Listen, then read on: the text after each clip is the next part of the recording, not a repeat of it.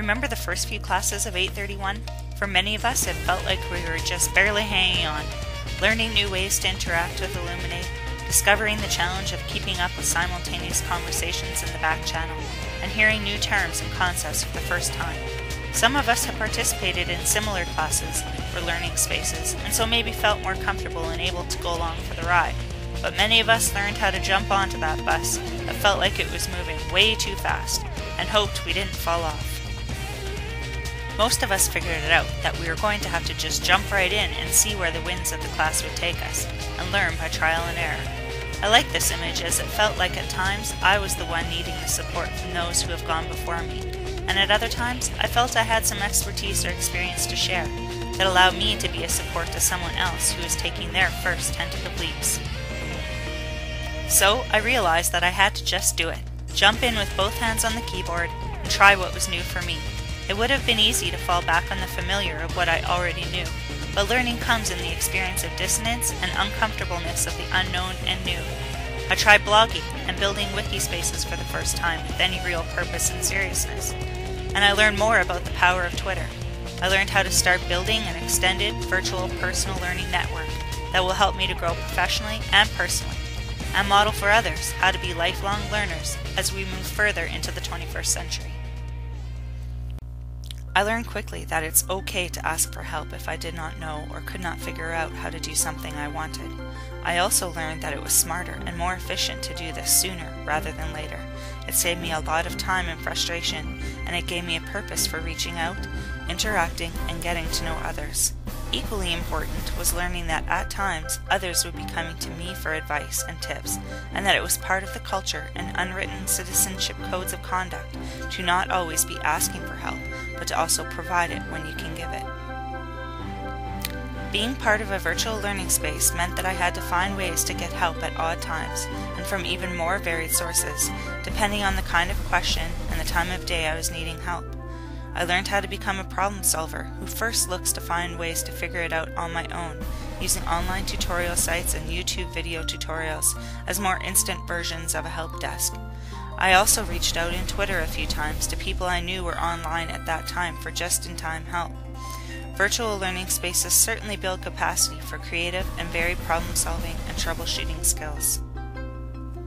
More importantly, being a participant in this class has taught me the importance of being connected as an educator and finding as many different ways and people to be connected with to support my work. Technology allows me to be connected to more people at the same time, even though we are in different geographical locations. To seek out spaces of resonance and commonality to build community around us is a natural and vital thing for humans to do, and technology allows me to do this in a more powerful way. Building and nurturing a personal learning network involves learning how to be reflective and willing to question and alter your own practice and beliefs. It also means being willing to hear different voices, opinions, and stories in order to digest new ideas and theories in order to gain more perspective. And it also means having a support group in place to bounce new ideas and suggestions off of, to encourage experimentation, and to share resources and concerns with. The network that I build for myself will no longer be limited to people I meet at conferences, attended classes with, or work alongside, but it will also include colleagues I may never actually meet, but talk with in chat rooms, back channels, emails, blog posts, and online webinars. I have also learned that the space for learning has shifted and will never again be able to be contained and limited to the confines of a single building with one all-knowing figure dispensing a defined base of knowledge found in a few printed resources.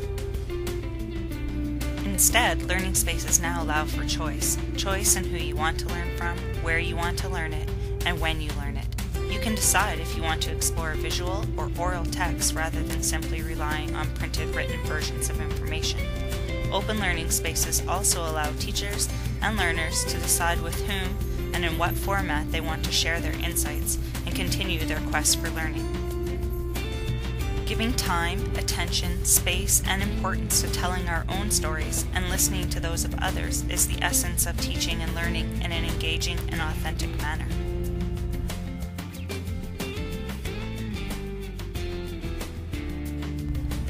Technology has allowed more people a plethora of options and opportunities to be the storyteller, as well as an audience member, and be a witness to someone else's learning journey. I really like this philosophy and believe that participating in a personal learning network is a space where, at times, I will be leaving some pennies in a jar for someone else to use when they need it most. A tutorial, some resources, some advice, a note of recognition or feedback on their blog, some neat photographs I took, some words of wisdom and thoughtful reflection on my own blog. At other times, I will be taking someone else's penny that they have offered up in order to make my own learning journey more complete. I certainly have come to understand that this seems to be an ethos commonly found and practiced in many virtual spaces, and find it is a powerful aspect of being a digital citizen. And yet there is a fine line to walk between trust and good faith, that what is given and shared is going to be used with only the best of intentions to improve someone else's understanding of the world, and that of skepticism and overcautiousness that tries to protect, lock down, deny access, and regulate the ways in which learners can communicate, find and share information, and mold their own learning experience. Technology allows us the power to dip each way on this tightrope. I have come to realize that essentially learning is a social endeavor, rooted in the sharing of stories, and technology simply allows us to support and nurture this by creating a multitude of ways to capture, create, and share these stories. Figuring out what is common and shared in our individual stories, despite the color, shape, or medium that they are told in, is at the core of learning. We do this best when we can learn with and from each other in an open and transparent space that allows for variety, flexibility, diversity, open questioning, collaboration, reflection, and risk-taking. This was my experience in eci831, and I sincerely hope that others have the opportunity to experience the power of a virtual and open learning environment by taking the time and energy to begin creating space for themselves in a vibrant and connected personal learning network.